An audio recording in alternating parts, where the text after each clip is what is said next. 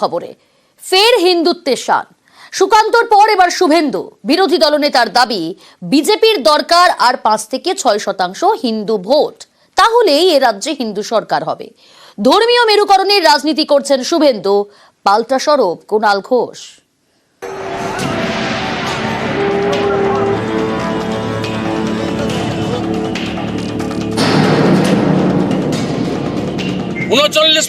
Hindu vote দিয়েছে। আমি আর পশ্চিমবাংলার আর 5-6% হিন্দুকে বলবো যে দয়া করুন বাড়ি থেকে বেরিয়ে এসে ভোটটা করুন।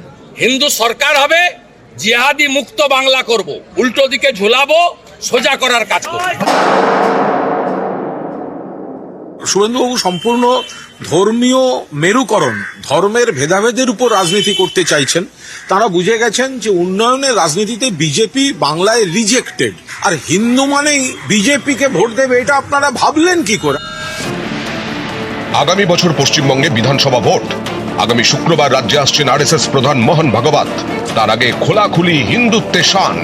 এবার সুর চড়ালেন শুভেন্দু অধিকারী। 39% হিন্দু ভোট দিয়েছে। আমি আর পশ্চিমবাংলার আর 5-6% হিন্দুকে বলবো যে দয়া করুন বাড়ি থেকে বেরিয়ে এসে ভোটটা করুন। হিন্দু সরকার হবে, জিহাদি মুক্ত বাংলা করব, উল্টো দিকে ঝুলাবো, সোজা করার কাজ করব। কয়েকদিন আগে একই কায়দায় হিন্দুত্বের শান দেন বিজেপি রাজ্য সভাপতি তথা কেন্দ্রীয় শিক্ষা প্রতিমন্ত্রী সুকান্ত মজুমদার।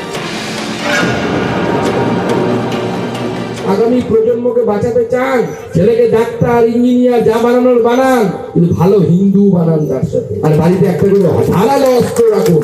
তাই ধর্ম রক্ষার জন্য সকলে একত্রিত হন। যেখানে যেখানে সম্ভব হবে ছোট মাপের হোক, এই ধরনের মন্দির তৈরি করুন, বজরংবলীর মন্দির তৈরি করুন। আক্রমণ হলে নিজের আত্মরক্ষার অধিকার তো আছে আমাদের। বাঁচতে তো হবে, আপনাকে পুলিশ আসা পর্যন্ত তো বাঁচতে হবে। গত মাসে সংঘ প্রধান মোহন ভাগবত দাবি করেন অযোধ্যায় রাম মন্দির প্রতিষ্ঠার দিনই ভারত প্রকৃত স্বাধীনতা লাভ করে। शुक्ल द्वादशी का नया नामकरण हुआ, अब उसको प्रतिष्ठा द्वादशी कहना, क्योंकि अनेक शतकों से परचक्र झेलने वाले भारत के सच्चे स्वतंत्रता की प्रतिष्ठा उस दिन हो गई। स्वतंत्रता थी, प्रतिष्ठित नहीं थी, क्योंकि भारत स्वतंत्र हुआ 15 अगस्त को। हमने एक संविधान भी बनाया, लेकिन उसके जो भाव है उसके अनुसार चला नहीं। শুক্রবার ভাগবত আসছেন পশ্চিমবঙ্গে। লম্বা সফর, থাকবেন টানা 10 দিন। অনেকের মতে বঙ্গ সফরের আগে ভাগবতের এই স্বাধীনতা মন্তব্য সুরটা বেঁধে দিয়েছে, স্পষ্ট করে দিয়েছে বঙ্গে এসে ধর্মীয় মেরুকরণকে হাতিয়ার করতে চাইবেন ভাগবত। সেই মতো বারবার সুর চড়াচ্ছেন রাজ্যের বিজেপি নেতারা, কখনো আসরে সুকান্ত, কখনো শুভেন্দু। 39% হিন্দু ভোট দিয়েছে। আমি আর পশ্চিমবাংলার আর 5-6% হিন্দুকে বলবো যে দয়া করুন বাড়ি থেকে বেরিয়ে এসে ভোটটা করুন। হিন্দু সরকার হবে, জিহাদি মুক্ত বাংলা করব, উল্টো দিকে ঝুলাবো, সোজা করার কাজ করব।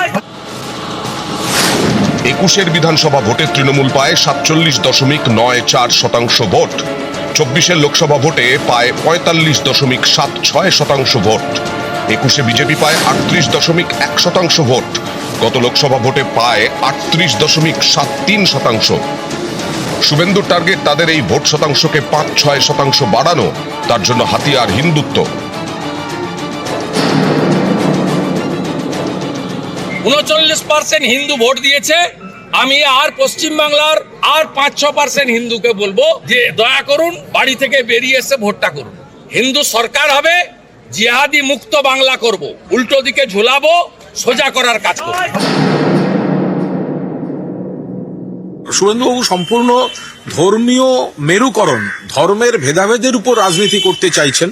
তারা বুঝে গেছেন যে উন্নয়নের রাজনীতিতে বিজেপি বাংলায় রিজেক্টেড, আর হিন্দু মানেই বিজেপিকে ভোট দেবে, এটা আপনারা ভাবলেন কি করে? বিজেপি যেটুকু ভোট বেড়েছে, যেটা সিট বেড়েছে, ওটা সিপিএম এর ভোট। এগুলো বাম রামের ভোট ট্রান্সফারের বিষয়। আমরা মানুষের কাছে রুটি কাপড় আর মাকান পৌঁছে দেওয়ার চেষ্টা করি মমতা বন্দ্যোপাধ্যায় সরকারের নেতৃত্বে। সব ধর্মের মানুষই উন্নয়নের স্বার্থে তৃণমূল কংগ্রেস প্রার্থীদের ভোট দেন।